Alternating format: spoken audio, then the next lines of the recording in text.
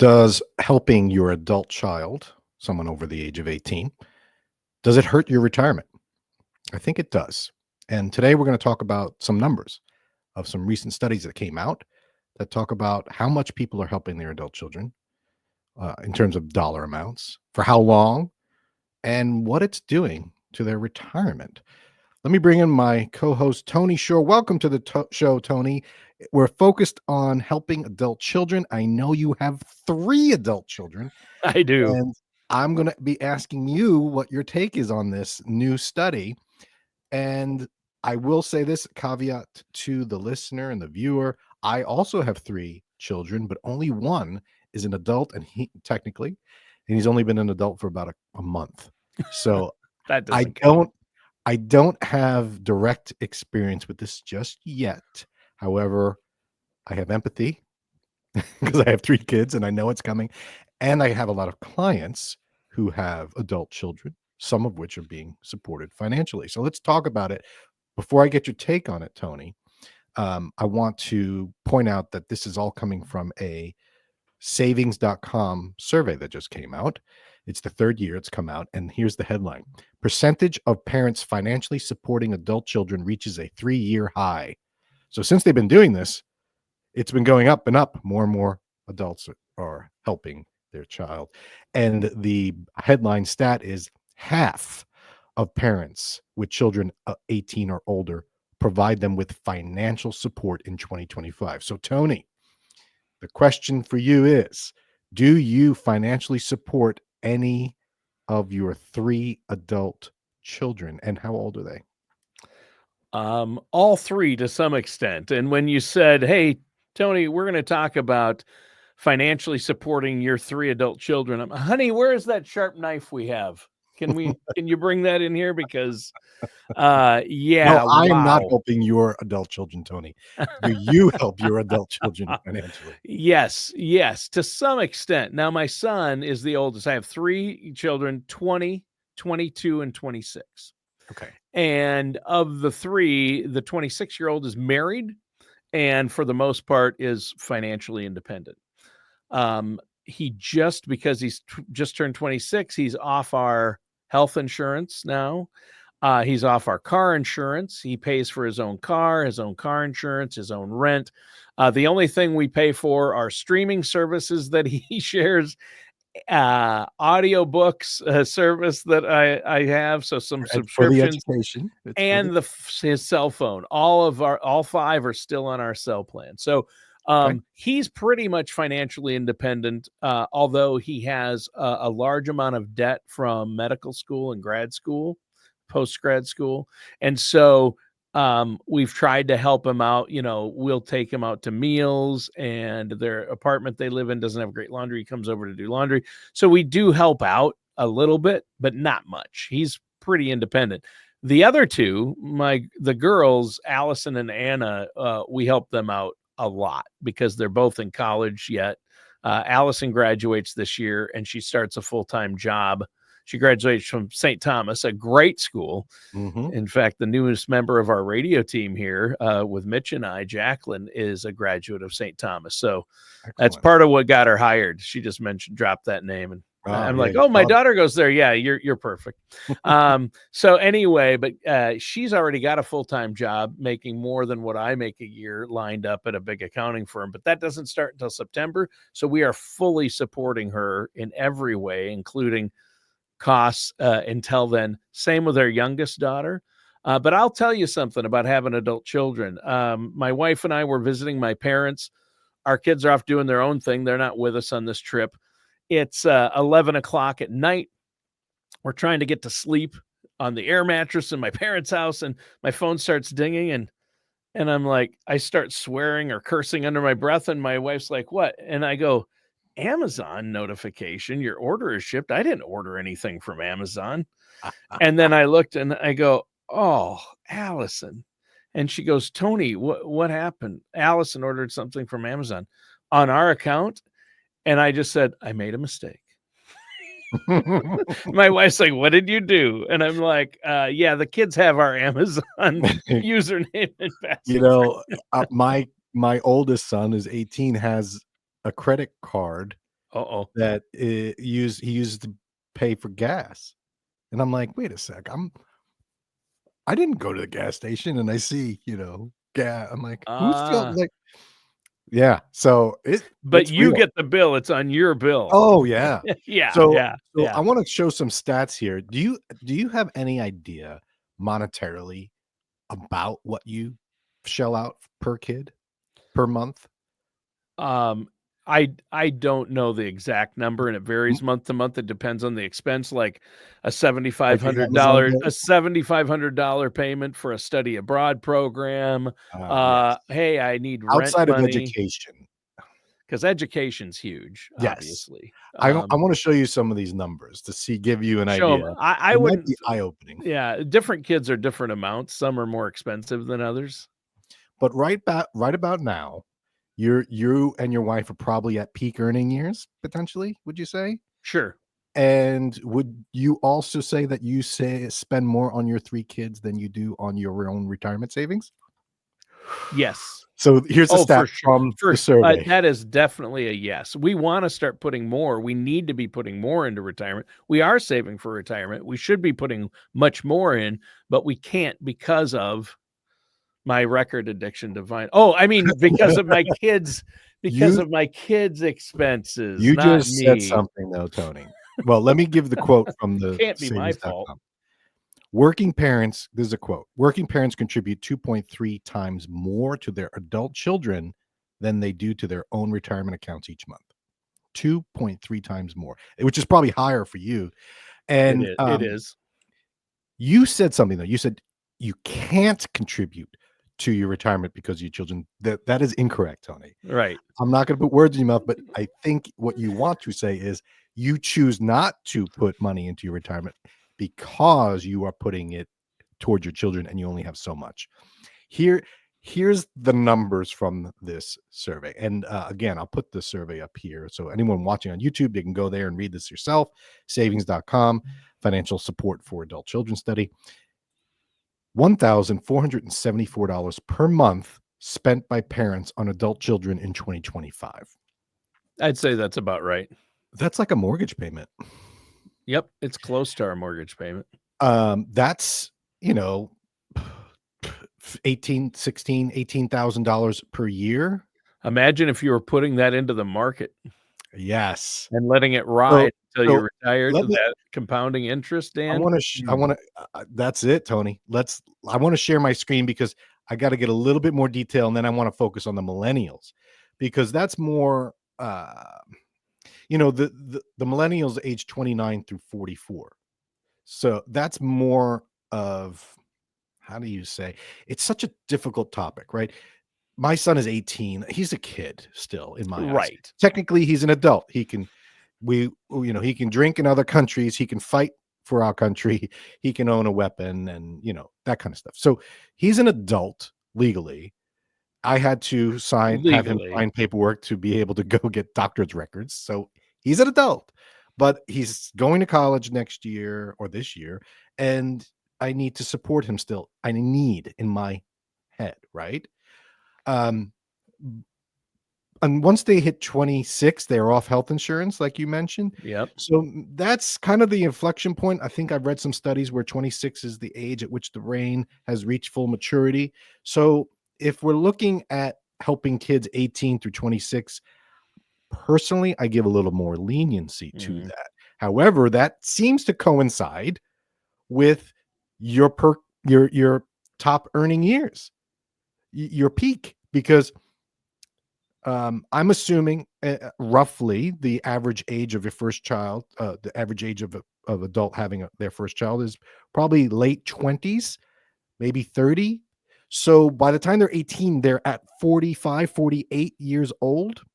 So 50, we'll call it 50. 50 is when you have to start making the decision. Do I knock the bird out of the nest or do I keep supporting it? And so I want to share what some of these numbers are, because you nailed it on some of the things that are being supported. So here's the survey. Can you see that, Tony? Yep. Let me scroll down. So it shows you 2023, 45% said they were supporting. Now it's 50. The parents of Gen Zers, 18 to 28, are spending $1,813 a month. Yep, that's almost exactly where we're probably at. Per kid? Or some maybe months that's per kid, some months that's for all three. Here's a tip for the listeners. This is a good one. Don't give your kids the Amazon account. Okay. Parents of millennials, though, 29 through 44, it drops down to 863, and it's going down. So as people getting older, they're spending less on them as the children, right? And by the way, this removes any child with disabilities. So this is non-disabled children. Well, sure. Yeah. So I want to focus on this 863 because that's where I see this is a retirement show. People that are close to retirement have adult children in that age bracket. Now, if you have a 44-year-old child that you're helping that's not disabled, odds are you're late 60s. So, this hits home for a lot of people. Yeah, that's a big monthly charge for somebody in their 60s to be supporting a child yet. Yeah. But there's a lot of reasons people do it. But what are they spending it on? The biggest is education, tuition, or other expenses. So I'm going to remove that. We just did a show on should you pay for your college education. We did an entire show on that. Should you do it? And Tony and I went back and forth on that. We both agreed that we do, but we don't want to. It hurts. It hurts. So that one hurts. But if you look at what the other big expense is, it's rent and mortgage. Yep. And for those supporting millennials, 29 to 44, in my mind, now this is me, just my personal opinion. Mm-hmm. When 10 years from now, when my son is 29, I do not expect to, nor want to, nor think it's healthy to spend any money on his rent, mortgage, his health insurance, his cell phone, his groceries, anything, to be honest. But the big one that most people are spending money on for their kids, the millennials, are groceries and food. Yep. So that means they're living. We did a show on squatting Gen X, how the Gen X is squatting with their parents. Watch that show. But looking at this, groceries and food, that means they must be living together. Now, maybe it's a situation where you're living with your adult child and they're taking care of you, and it's a symbiotic. I don't know. Cell phone is big up there. Look at this discretionary spending. I'm not thinking discretionary spending that's the Amazon account. That's that's the trips to Target, like to buy stuff. Like I know I'm in trouble when my daughter says, I want to come see you and mom. And then she gets there and said, Dad, do you need anything at Target? I'm like, yeah, I need this and this. I'll go shopping with you. Right. And that cart is just, she's whoosh, whoosh. That's, what that reminds me of, Tony? Clark Griswold, his uncle, his brother-in-law. Cousin Eddie. Cousin Eddie, here, buy something nice for you. Get yourself something nice for yourself with your own money. As he fills up the cart with hundreds of dollars worth of dog food. And then he tells Clark to go out and get himself something nice when Clark offered to buy the gifts himself. Buy yourself something nice. So but you can't, Dan, the bottom line is with kids and pets, you can't have anything nice. That's the problem with children and pets. You can't. I love them so much, but on that list, going back really quick, the list you showed for us, the biggest on that list is actually car, because both vehicles and the car insurance, which when you have 5 cars on your insurance, there's 5 of us. My wife and I have a vehicle. We have to have our own vehicles. We can't make it work. We've tried to make it work with one. So you have to have 5 vehicles so everybody can get to school and work. And the insurance alone can add up to that monthly expense cost. So that's our biggest expense is auto and car. I'm surprised it's not higher there. I would say grocery, rent, then possibly rent, but they have part-time jobs. We make all our kids have to work. Well, that's on here. Conditions. Conditions. The big one is maintaining a job or actively seeking employment. Yes. Yep. But only less than half. So pursuing education. So that would be my condition with my son. Hey, I'll help you out, but you got to go to college. Right. Right. And when they go to college, it's hard to also work, get any meaningful income from a job while you're going to school full time. But my daughter at St. Thomas has worked since she's been there, just with a work study program. So it's not making that much or that many hours, but she does earn income. And my son worked all the way through, starting in high school. He worked as a CNA, then an MA, medical assistant. So he's worked. The youngest, they say 2 out of 3 ain't bad, Dan. No, she's she's good, but she's struggling to find work while she's in college. That's the problem. Right. And it's tough. And that's tough to do. Maybe during the summers it's a lot easier, but and it's hard. Yeah. It's hard for them. I don't blame her. It's not easy. Well, so there is no right answer here. And it's difficult for me to be hypocritical and say you don't help your kids out, because I help my kids out, right? And I'm not there. And you're there, and it's difficult. But here's the statement that I'm hoping people start to realize, and then I'll get into the numbers. The question is, or do you agree with this? Is this true or false? I have sacrificed my own financial security for the sake of my adult children. 47% said somewhat or very true. And that's the part that gets me really thinking, like, okay, what's going on here? If we take that $863 a month for the millennial child, again, I'm thinking a 29 to 44-year-old is an adult that should be capable of living without support from their parents. Now, I know there's going to be cases where that's not but like I'm paying for my dad's cell phone bill. He's in his 80s, right? So there's exceptions, but $863 a month toward an adult in their 30s or 40s seems high to me, right? So that's a choice, and that's fine. But you need to realize what the opportunity cost is there. So let's look at that. $863 a month for 5 years, because most people say, I'm going to help for 2 to 4 years. Some it's indefinite. There's the problem if it's indefinite. But at that point, it's a lifestyle choice. You're helping. That's what you want to do with your money, and that's perfectly fine.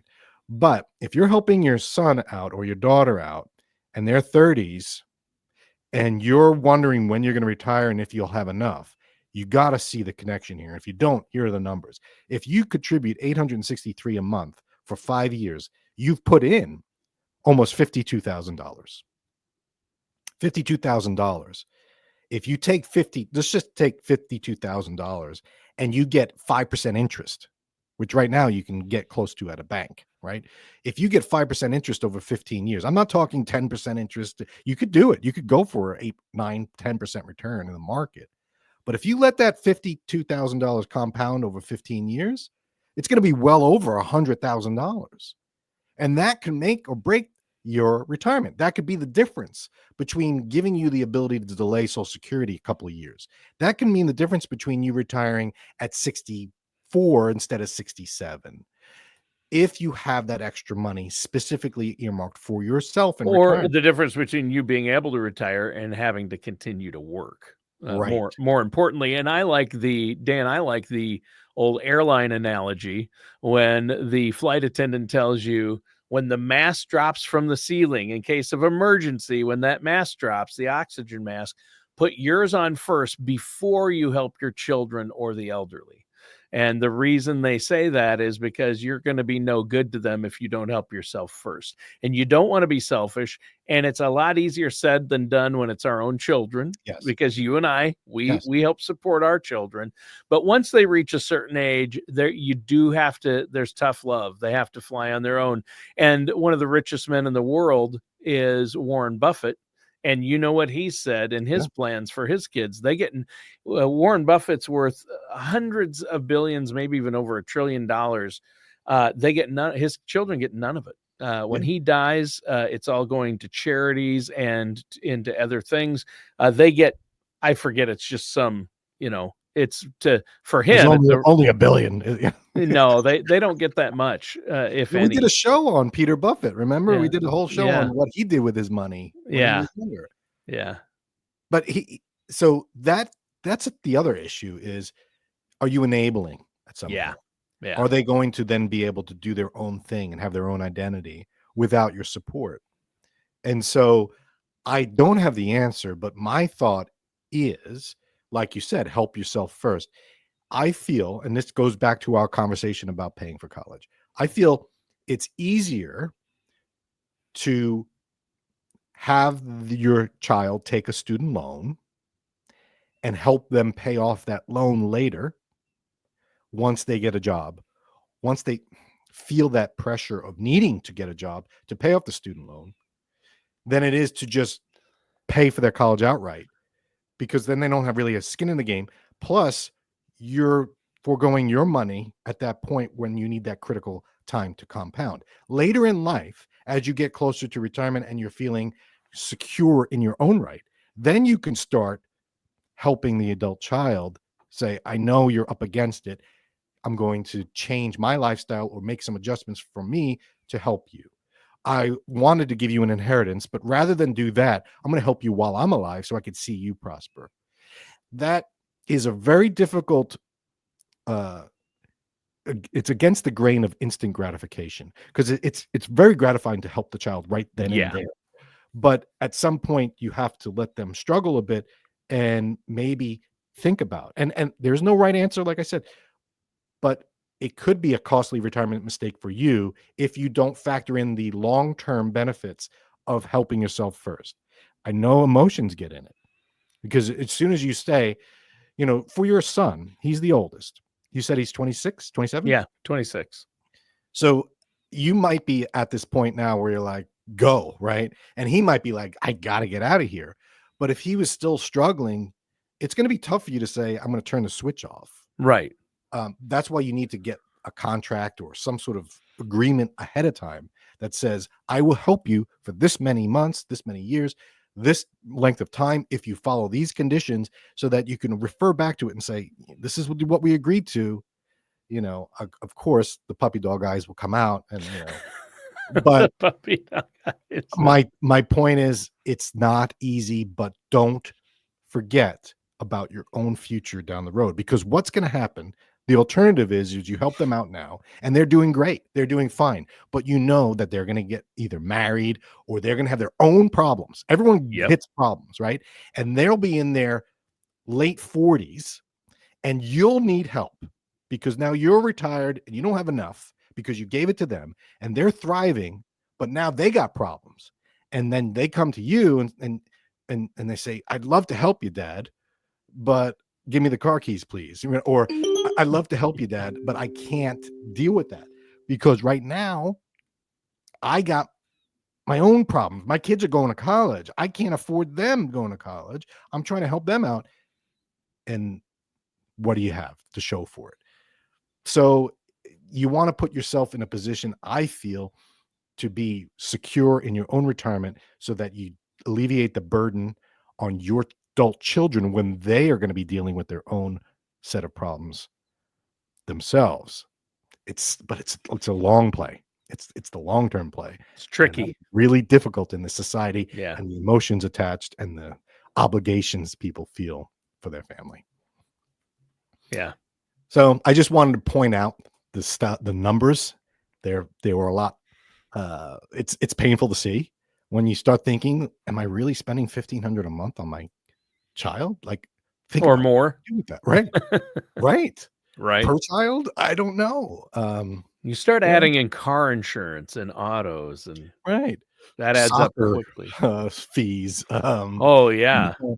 Sports. Things that hockey's expensive, right? Golf. Hockey. You think you can't live without, right? I'm not telling people to always look at every single expense as a trade-off between their retirement. No, but don't neglect the retirement. It's a lot easier to put money into. That's why 401ks are pretty darn good, is because you don't see the money.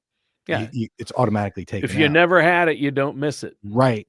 Yeah. But if you don't have that 401k or you're not putting enough in, that's where problems start. Right. So I just wanted to bring that up and kind of commiserate with you, Tony. I'll be there very soon. Oh, yes. Don't pick on me if I will enjoy watching that happen. I'm like, Dan, but what about your retirement? You said on that show.